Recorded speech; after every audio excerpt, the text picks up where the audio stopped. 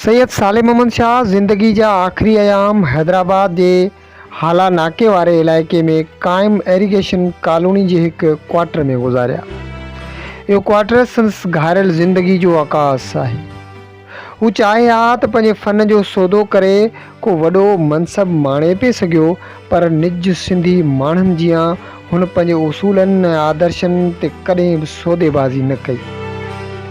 खेसि ॻोठाणी कचहरी जे प्रोग्राम में मुतवातर सिंध जो ज़िक्र करण जे पादाश में अनाउंसर वारी पक्की नौकरीअ तां बि हथु धोइणो पियो ऐं पोइ हू कॾहिं बि सरकारी नौकर बणिजी न सघियो।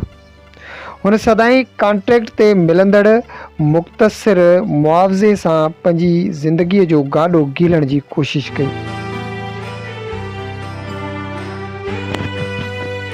सैयद साले मोहम्मद शाह उर्फ़ ॾाॾो फ़तेह ख़ान 1 सेप्टेम्बर 2007 ईस्वीअ ते हिन फ़ानी दुनिया मां लाॾाणो करे वियो।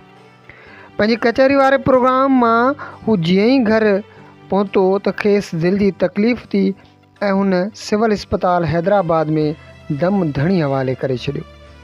खेसि 2 सेप्टेम्बर ते पंहिंजे अबाणे ॻोठ दरियाबेग मुग़ल जे तारीख़ी क़ब्रिस्तान में मिट्टी माव हवाले कयो। हुन 6 फ़र्ज़ंदनि सैयद दादन शाह, सैयद कबीर अहमद शाह, सैयद नसीर अहमद शाह, सैयद शबीर अहमद शाह ऐं सैयद ज़हीर अहमद शाह समेत मिटनि माइटनि दोस्तनि ऐं अहबाबनि जो हिकु वॾो हल्को सोगवार छॾियो।